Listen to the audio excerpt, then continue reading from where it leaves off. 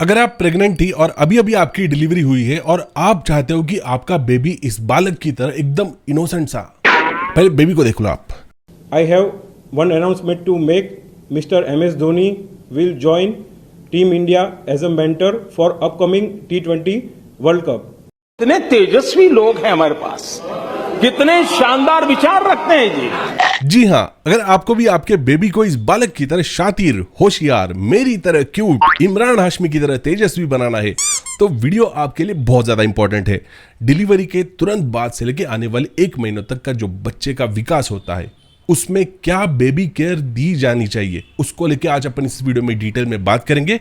Channel को अभी तक सब्सक्राइब नहीं किया, प्लीज सब्सक्राइब कर दीजिए, वीडियो को एंड तक जरूर देखिए। तो करना जैसे ही आपके घर में नया मेहमान आता है, आपके दिमाग में कंफ्यूजन का एक बाउंडर सा क्रिएट होता है। मतलब इस बच्चे को मैं कहाँ रखूं, कैसे पकड़ूं, कैसे उठाऊं, क्या खिलाऊं, बच्चा पॉटी क्यों नहीं कर रहा, इतना ज्यादा सो क्यों रहा है, रो क्यों रहा है, रैश क्यों आया है, वगैरह वगैरह। कंफ्यूज नहीं होना है, एक एक करके अपन सारे पार्ट्स स्टेप बाय स्टेप देख लेते हैं। पैदा होने के बाद, फिर चाहे वो नॉर्मल डिलीवरी हो या सिजेरियन, बच्चे को पहले 30 मिनट में मां का दूध मिलना बहुत ज्यादा इंपॉर्टेंट है। मां का दूध का एक ड्रॉप भी बच्चे के लिए अमृत के बराबर होता है। जो भी जिंदगी जीने के लिए, सर्वाइव करने के लिए जो बेसिक एलिमेंट्स होते हैं, बिल्डिंग ब्लॉक्स होते हैं, जैसे कि कई सारे proteins, sugars, minerals, vitamins, defence mechanism, वो सारा कुछ मदर ट्रांसफर करते रहती है इस मिल्क के थ्रू अपने बेबी में। इवन मदर ने प्रेगनेंसी के किसी भी फेज में कोरोना वायरस की वैक्सीन ली होगी ना, तो उसने एंटीबॉडीज भी क्रिएट किए होंगे। ये एंटीबॉडीज भी बच्चे को इसी दूध में से ट्रांसफर होते हैं। बच्चा पैदाइशी कोरोना वायरस प्रूफ पैदा होता है, यानी कि इस मिल्क के थ्रू बच्चे को सारे कोरोना वायरस के एंटीबॉडीज मिलते रहते हैं। इसके अलावा, इस दूध के अलावा बेबी को कुछ और नहीं देना है, नॉट इवन अ वाटर। मैंने देखा है कई सारी दादी माओं को आदत होती है, पैदा होते ही अपने बच्चे को शहद चटाती है, सुवर्ण जलप्राश देती है, बाल घुट्टी खिला देती है, ग्राइप वाटर, पता नहीं क्या क्या। अरे रुको जरा, सबर करो। अरे आपका बेबी है भाई, खली का बेबी नहीं, बस खिलाए जा रहे हो, पिलाए जा रहे हो। बच्चे को माँ के दूध के अलावा पानी भी नहीं देना चाहिए। माँ का दूध ही उसके लिए खाना होता है, उसके लिए पीना होता है, उसके लिए पानी होता है, उसके लिए दवा होता है, सारा कुछ। चलो पहले के 30 मिनट तो हुए, अब आपको समझ के लेना है बच्चे को हर 2 घंटे में माँ का दूध देना चाहिए, यही उसका डाइट होता है। और इस प्रोसेस में लैचिंग टेक्निक की हमें हेल्प लेनी है। लैचिंग यानी कि बच्चे को मदर के ब्रेस्ट के साथ टच कराना है, वो अपने आप सीख जाएगा कि निप्पल कैसे सक करना है, दूध कैसे पीना है। अगर इस प्रोसेस में कहीं पे भी आपको डिफिकल्टी आ रही है तो आपको आपके गायनेकोलॉजिस्ट या पेडियाट्रिशियन से कांटेक्ट करना है। वो आपको बराबर से टेक्निक बताएगा किस तरीके से बच्चे को सक्सेसफुली लैच किया जाता है। आपको 3 दिन का टारगेट रखना है। डिलीवरी के 3 दिन बाद तक आपको सक्सेसफुली बच्चे को लैच करा के ही रखना है, तभी जाके उसका पेट अच्छे से भरेगा और तभी वो एनवायरमेंटल जो फैक्टर्स है, जो कई सारे मेडिकल कंडीशन है, उससे प्रोटेक्टेड रहेगा। माँ के दूध में ऐसे कई सारे फैक्टर्स होते हैं जो ना कि सिर्फ बच्चे को नरिश करते हैं but at the same time उसको कई सारे इन्फेक्शन से, डायरिया से भी प्रोटेक्टेड रखते हैं। इसलिए माँ के दूध के साथ हमें 1 पैसे का भी खिलवाड़ नहीं करना है। माँ के दूध को कोई भी चीज़ सब्सटीट्यूट नहीं कर सकती, कोई भी चीज़ रिप्लेस नहीं की जा सकती। जैसे कि कई सारे मार्केटेड डब्बे मिलते हैं प्रोडक्ट्स, हमें वो माँ के दूध के साथ मिक्स अप नहीं करने हैं। माँ का दूध सबसे अल्टीमेट न्यूट्रिशन होता है, हमें उसी पे अड़े रहना है। बच्चे ने वही चीज़ पीनी चाहिए बस। जैसे ही बेबी का पेट भर जाता है, उसका सेंट्रल प्रोसेसिंग यूनिट थोड़ा सा ठप पड़ना शुरू हो जाता है, उसको नशा आता है, दूध चढ़ना शुरू होता है, वो टल्ली हो जाता है, उसको नींद आना शुरू होती है। उसको तुरंत सोने नहीं देना है। वैसे भी बच्चे का पेट भरा भी नहीं रहेगा ना, तो भी न्यू बॉर्न बेबीज 18 घंटों तक नॉन स्टॉप सो सकते हैं। हमें खाली पेट बच्चे को सोने नहीं देना है। ये बात हमें मेक श्योर करनी है कि 2 घंटे बाद जबरदस्ती उन्हें उठाना है और फिर चाहे वो दिन हो या रात, उनको दूध पिलाना है। 20 मिनट का एक सेशन होना चाहिए। दूध पीने के बाद हम बच्चे को सुला सकते हैं, लेकिन तब भी हमें डायरेक्टली बच्चों को सुलाना नहीं है, उसको जबरदस्ती उठाना है। जैसे ये पुल टेबल इसके बाप ने दिया हो, साला पूरे घर को धर्मशाला बना के रखा है। ऐसे नहीं यार, प्यार से उठाना है, जेंटली उठाना है, उसको होल्ड करना है, उसको अपने सीने से लगाना है और हल्के से टैप करना है, ऐसे एकदम जेंटली, एकदम प्यार से। ये टैपिंग के मेथड से क्या होता है, बच्चे का बेबी बर्थ निकल आता है। यानी कि जब बेबी डाइट ले रहा होता है तब उसके पेट में हवा भी जा रही होती है। ये हवा बेबी के स्टमक को नुकसान कर सकती है, यानी कि स्टमक एक, यानी कि उसको पेट दर्द दे सकती है। तो ये पेट दर्द अवॉइड करना है तो बेबी बर्थ निकलना बहुत ज़रूरी है। जैसे ही टैपिंग हम कुछ सेकंड के लिए करेंगे, बच्चा एक लंबी सी डकार देगा, हमें समझ के लेना है कि सारी हवा उसके स्टमक से निकल गई है, अब आपका बच्चा सोने के लिए रेडी हुआ। अब क्या करती है, कई सारी दादी माँ है ना, बच्चे को कपड़ों से लपेट लेती है, मराठी में इसे दुपट्टा बोलते हैं, और ऐसे ही दुपट्टे में घंटों तक सुलाए रखती है। हमें वैसे नहीं करना है।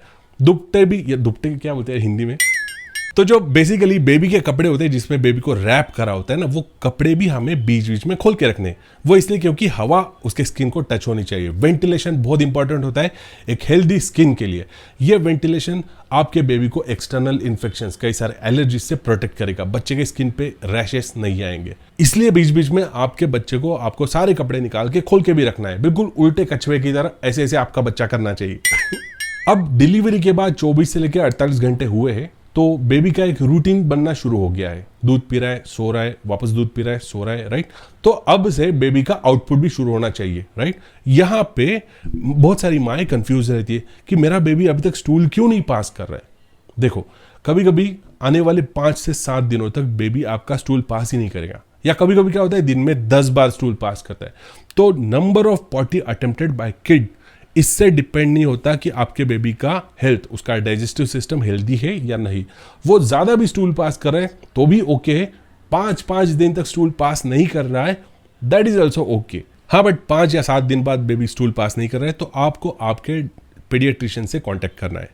इसके अलावा बेबी दिन में 6 से लेके 10 बार तक यूरिन पास करता है, विच इज वेरी नॉर्मल। जैसे ही बच्चे का पॉटी और सुसु होता है, हमें एक बात मेक श्योर करनी कि उसका बम हम अच्छे से क्लियर कर रहे हैं या नहीं। उसके लिए मैं रिकमेंड करूंगा हिमालय के बेबी वाइप्स। मैंने पर्सनली उसको फील करके देखा है, बहुत जेंटल, बहुत सॉफ्ट होते हैं। आपके बच्चे का बम क्लीन करने के लिए बेबी वाइप्स, और वो भी हिमालय के, बहुत ज़्यादा इंपॉर्टेंट होते हैं पहले 1 महीने के लिए। तो एटलीस्ट बच्चे को हमें नहलाना नहीं है, पहले 10 दिनों तक बिल्कुल पानी नहीं लगाना है, सिर्फ स्पॉन्जिंग करना है, एकदम हल्के हल्के जेंटली। पहले 3-4 दिन तक तो नर्सेस देख लेते हैं सब, उसके बाद बच्चे की माँ और दादी माँ को ये सारी चीज़ें आने वाले 7 या 8 दिनों तक करनी होती है। बच्चे को अपन तुरंत नहलाने की जल्दबाजी करेंगे ना, तो उसका थर्मोस्टेट यानी कि बॉडी का टेम्परेचर कंट्रोल मैकेनिज्म खराब होने की रिस्क होती है। बच्चा एकदम चिल में जा सकता है या एकदम हाई फीवर में जा सकता है।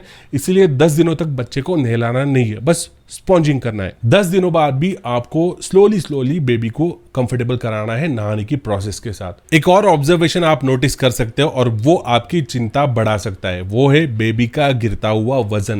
पहले 7 से 8 दिनों तक बच्चे का वजन गिरते रहता है। किसी दिन 15 ग्राम, किसी दिन 20 ग्राम, किसी दिन 35 ग्राम, 50 ग्राम तक बच्चे का वेट पर डे के हिसाब से गिर सकता है।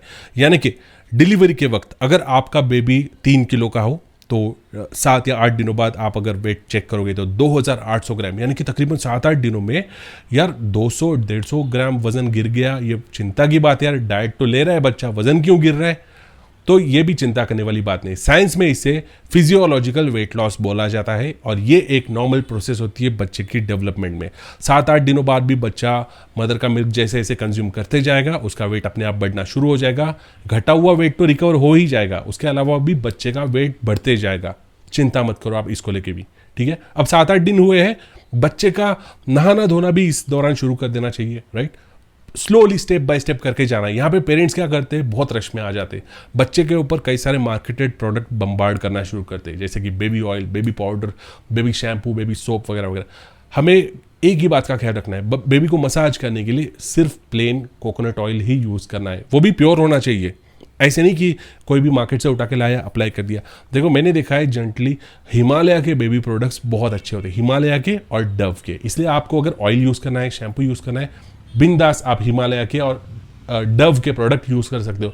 डव के थोड़े एक्सपेंसिव होते हैं, लेकिन सबसे बेस्ट क्वालिटी मुझे पर्सनली डव के प्रोडक्ट्स की ही लगी। अगर आपको ये प्रोडक्ट्स परचेस करने तो उसकी बेस्ट बाय लिंक मैं नीचे डिस्क्रिप्शन बॉक्स में दे रहा हूँ, उस पर क्लिक करके आप वो प्रोडक्ट्स परचेस कर सकते हो, बिंदास परचेस करो। देखो 2 इंपॉर्टेंट चीज़ें जो अब तक अपन ने डिस्कस नहीं की, एक तो है नेल कट।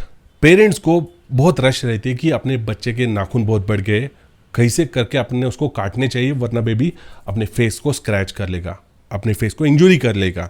हमें बच्चे के नाखून काटने की जल्दबाजी नहीं करनी है। नेल कटर से उसके फिंगर को इंजरी हो सकती है, एक बहुत ही डीप वुंड क्रिएट हो सकता है। उसकी उंगलियां बहुत नाजुक होती है, हमें उनके साथ कोई छेड़छाड़ नहीं करनी। जैसे ही बच्चे का नहाना धोना शुरू हो जाएगा ना, वो नेल्स अपने आप लूज हो जाते हैं और डीजेनरेट यानी कि निकल जाते हैं। हमें उस चीज़ को लेके कुछ ज़्यादा चिंता करने की ज़रूरत नहीं। बच्चा अगर अपने फेस को स्क्रैच कर रहा है तो उसे करने दो, वो उसमें से सीखेगा, स्क्रैच करना बंद कर देगा अपने आप। इसके अलावा कई सारे पेरेंट्स क्या अम्बिलिकल कॉर्ड को लेके कंसर्न रहते हैं कि यार ये क्या करे, अभी ये कैसे। बच्चे को 10 दिन ना नहलाने का ये रीज़न होता है कि उसका अम्बिलिकल कॉर्ड अब तक उसके साथ अटैच रहता है। जैसे ही वो डिहाइड्रेट हो जाता है वो अपने आप चला जाता है, और इसी नहलाने की प्रोसेस में उसको ज़्यादा छेड़ो ही मत, वो अपने आप निकल चला जाएगा। ठीक है, टेंशन मत लो आप इसको लेके भी। आई होप मैंने कई सारे इंपॉर्टेंट पॉइंट्स इस वीडियो में डिस्कस किए हैं, आपके कई सारे डाउट क्लियर किए रहेंगे। फिर भी अगर आपके मन में कोई डाउट्स है, कोई क्वेश्चन है, तो नीचे कमेंट बॉक्स में मेंशन करके मुझे बताना भूलना नहीं। हो सके तो इस वीडियो को शेयर कीजिए, खास करके उन माओं के साथ शेयर कीजिए जो अभी अभी अपने बेबी को डिलीवर कर चुकी है, उनकी हेल्प हो जाएगी। या चैनल को सब्सक्राइब नहीं किया, प्लीज सब्सक्राइब कर दीजिए। मिलते हैं आपसे बहुत जल्द ऐसे इंपॉर्टेंट वीडियो में, तब तक के लिए बाय बाय।